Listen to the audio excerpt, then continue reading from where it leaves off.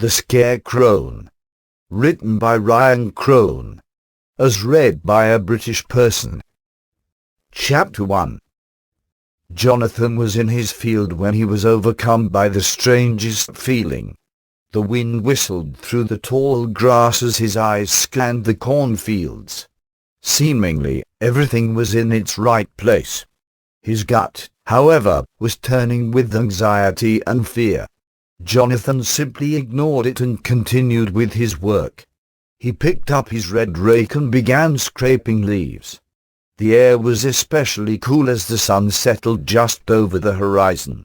Better hurry up, Jonathan thought to himself, not much daylight left.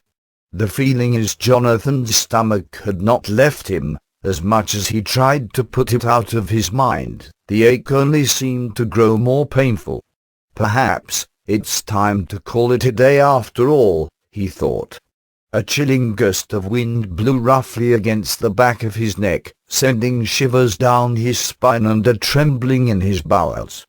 Jonathan put down the rake and made for the house. He hadn't taken a full step when a murder of crows came flying out of the grass in front of him. Hundreds of blackbirds flapped their wings so quickly and with such unison it knocked Jonathan flat on his ass. He staggered to his feet when he heard a devilish growl coming from behind him. Jonathan quickly turned around, but there was nothing there. Only fields of corn and a few crows flying away in the distance. Fuck this, Jonathan thought. I'm going to go inside and get something to eat. As he turned to go to the house, he was stopped by a tall black figure standing right in front of him. The menacing creature towered over Jonathan. His arms were almost stick-like with long twisted fingers that almost dragged the ground where the creature's thick stump-like feet were. Its body seemed to be made of straw, burlap, and twigs. This monster was nearly 9 feet tall and smelled of cigarettes and marijuana smoke. Its face resembled a hairless rat and its eyes were hidden behind the bright reflection of its glasses.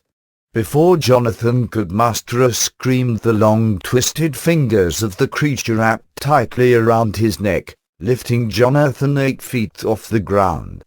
A malevolent smile crawled across the creature's face as the other arm reached for a nearby cornstalk. Struggling for breath, Jonathan witnessed as the Scarecrone plucked the ear of corn and violently shoved it up Jonathan's butt.